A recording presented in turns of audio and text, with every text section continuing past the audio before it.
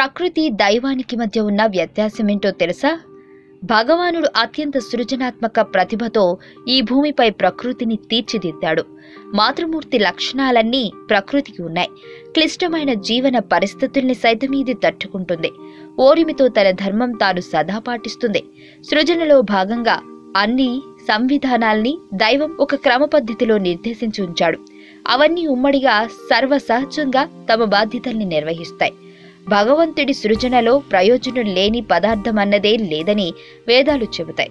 చెట్లు ప్రాణవాయునిస్తాయి, చెరువులు నీటిని సమృద్ధిగా నిల్వ చేస్తాయి. ఇలా ప్రకృతి సమస్తం చైతన్య లక్షణం కలిగి ఉంటుంది. ఇదే ధర్మం అంతటా కనిపిస్తుంది. మానవుడి పురోగమనాన్ని సహకరించే లక్షణాలన్నింటినీ భగవానుడే ప్రకృతిలో నిక్షిప్తం చేశాడు.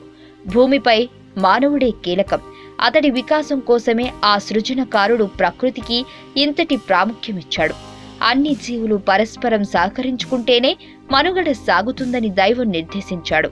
ప్రకృతిలో దేని ధర్మాన్ని అది తనకు తెలియకుండానే నిర్వర్తిస్తుంది. పువ్వు పరిమళించేందుకు ఎవరు ప్రయత్నించాల్సిన అవసరం లేదు. అదో స్వయం ప్రవర్తక క్రియ. తేనెటీగలు పువ్వుపై వాలి తేనెను స్వీకరిస్తాయి. ఈ సేకరణకు ఎవరూ సహాయం అక్కర్లేదు. అంత స్నేహపూర్వకంగా రూపుదిద్దుకుంది ప్రకృతి. ప్రకృతిలో సహజ సిద్ధంగానే ఈ పరహిత తత్వం గోచరిస్తుంది. ఈ విధానమంతా మరింత జీవన వికాసం కోసమే. సృజన లక్ష్యము ఇదేనట. భూమిపై జీవనం వికసించే కొద్దీ జ్ఞానం అభివ్యక్తమైంది.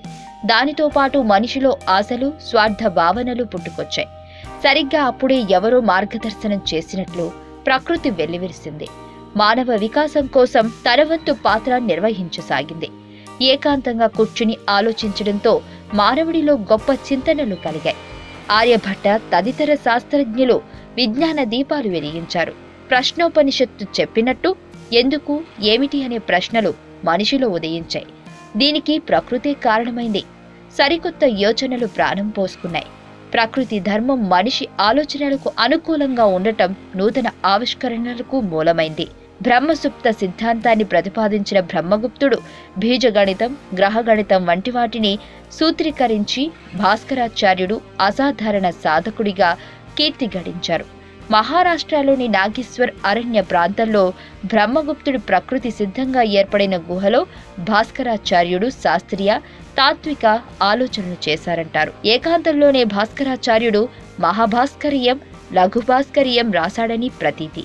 ప్రకృతి ఆవిర్భావానికి పూర్వం శూన్యం ఉండేదని తెలుసుకున్న భాస్కరుడు ఆ శూన్యం విలువను సూచించేందుకు ఓను సంకేతంగా వాడాడు. గుండ్రటి ఆ సంకేతం భూమికి గుర్తు. ఇలా ప్రకృతి మానవ వివేకానికి, అతడి జీవితంలో మహనీయతకు కారణమైంది. కాణదుడు, నాగార్జునుడు వంటి శాస్త్రజ్ఞులు ప్రకృతికి ఆధారకులు కావడం గమనించాల్సిన విషయం.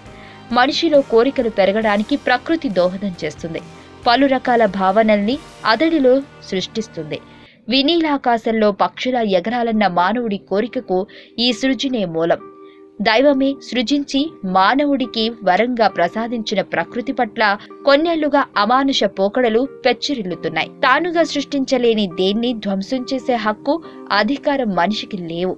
ప్రకృతి విషయంలోనూ అది వర్తించాలంటున్నారు అనుభవజ్ఞులు. మీకు తెలియని మరిన్ని రహస్యాలను తెలుసుకోవాలనుకుంటున్నారా? అయితే సబ్స్క్రైబ్ చేయండి రహస్యవాణి.